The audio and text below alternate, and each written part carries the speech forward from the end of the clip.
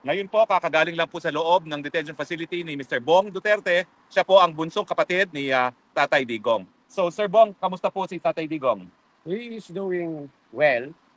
Medyo malungkot lang because he cannot yung sa outside world talaga ano nangyayari. So I have to brief him about the election, the outcome ng election, both the local and the national.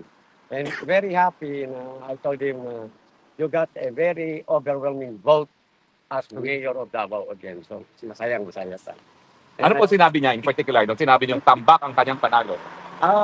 Ako ang nagsalita sa kanya, sabi ko, grabe yung outcome yung number of votes mo kaysa yung government. Alam mo. At saka, ang Vice Mayor Basteren, including si Congressman Pulong, and yung anak niya, si Omar, also won the congressional seat, 2nd District. And of course, Congressman Unga won sa 3rd District. Ano pong sinabi niya? Yung sinabi niyong overwhelming ang victory? Nakasmile. Nakasmile. Ngayon, yung ano po, yung 5 na pumasok na inendorso natin para senador, ano po ang sabi niya? Medyo doon na kuhan siya kasi sa senator, sabi ko kasi may mga twist na kukuhan, iba na nag-support na sa kuhan. Pero sabi ko, overall, do not worry because I think, kuhan naman, ang support din nila kay VP Sara. So, O yung pinasabi ko po sa kanya na safe na sa impeachment si VP Sara doon sa 6 na sigurado nating kakampi at 6 pa na pagpapipilian pa dahil ang kailangan na lang natin ay 2 para hindi na matanggal si VP Sara. yeah, well, I think para din sa atin, with the overall nangyari sa national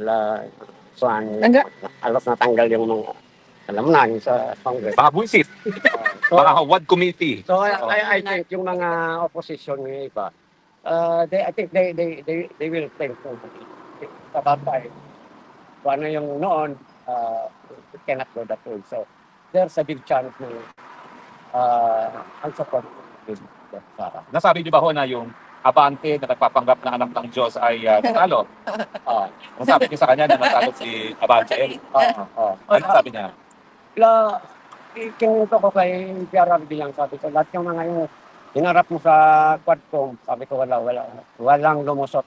Sabi niya, ganun ba? Tawa siya ng tawa. So high spirit siya dahil doon sa resulta ng eleksyon. Oo.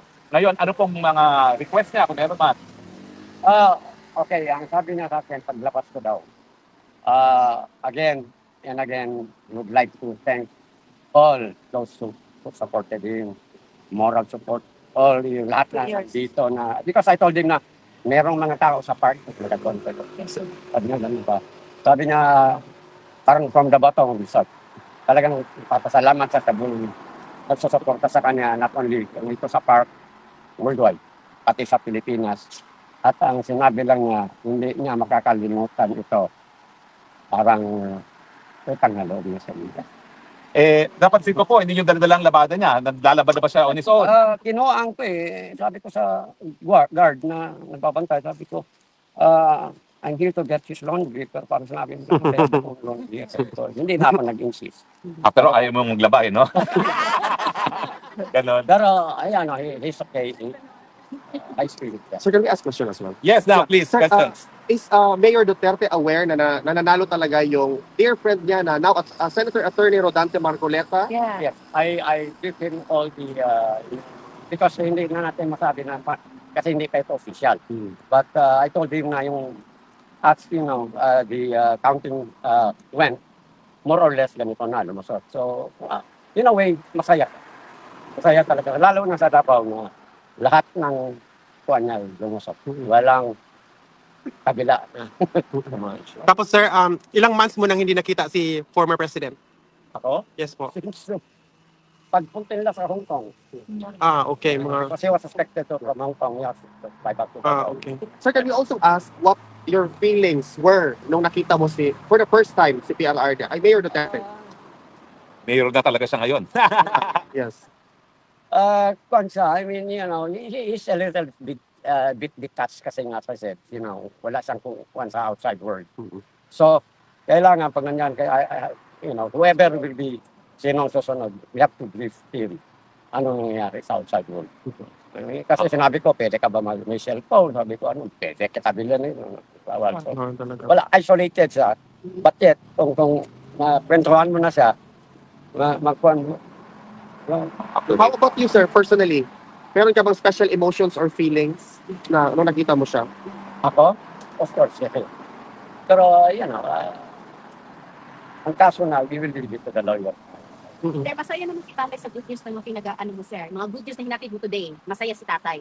Oo, masaya. Nagkapos dito, sir. At kita nga niya sa akin, Inasahan ka ba niya? Nasabi ba ni Kong Pulong na kayong papalit? yeah. Actually, before pa, nagkwento na kami ng kulong. Kasi nga, because, the election. So, they have to go back, So, pag-usapan na, for the meantime, na busy sila sa nila. So, it's my time to watch over him. So, siguro, kung whoever comes here na, si Pulong ba, o si Sara, o sino sa mga anak na, ako naman. Oo. Meron ba kayong estimated time na pagbalik niyo sa Pilipinas or estimated na may papalit sa inyo rito? Antayin namin sino mga anak na papalit. And then from there, kasi nandito na lang man din kami sa Netherlands, balita ko, malapit lang ang Belgium, malapit lang ang Germany. So, kung sino yung papalit, sasabihin ko, bago kami umuwi, papasa na lang. Yes. Meron pong malawakang pagtitipon ng mga Pilipino. Una-una, may marcha po dito sa Dahig sa 17 Aha. at meron pong pagtitipon sa 24 at inaayos yung selebrasyon para sa birthday ni VP Sara sa 31, no? Sana po nandun kayo manguna doon sa marcha. Ano is gonna be? 17, 24, 31. Lahat po tayo, sama-sama po tayo dyan. In fact, I mentioned that to him na magkakaroon ng grabe.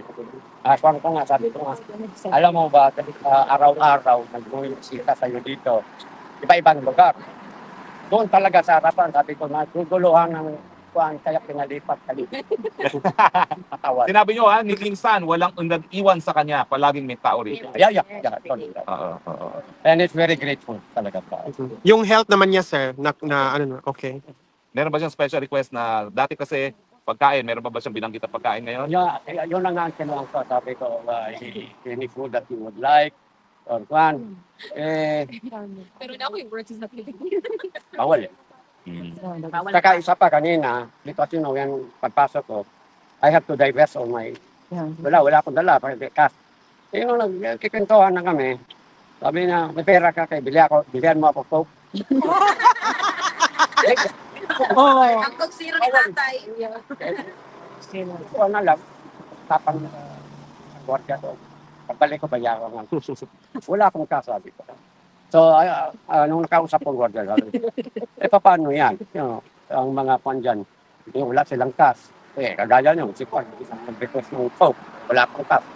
Sabi na, next time, then doon yung credit card. So, anong request niya? Mayroong mga vending machines. Ako naman. Meron naman vending machines. Iwanan nyo na lang ng credit card, turuan nyo paano gamitin para makabibig ka sa... Bawal din. Bawal din. Doon sa visiting area. Maraming restriction pa rin. Kailan po susunod yung bisita ulit? I'll be back here Friday. Friday. So abangan po namin ang balita ulit sa Same Friday. time. Pero minsan Kasi po, I cannot, hindi ako pwede ako mag-dicta kung kailan ako mag-visit. Sila Sa facility nila, policy nila.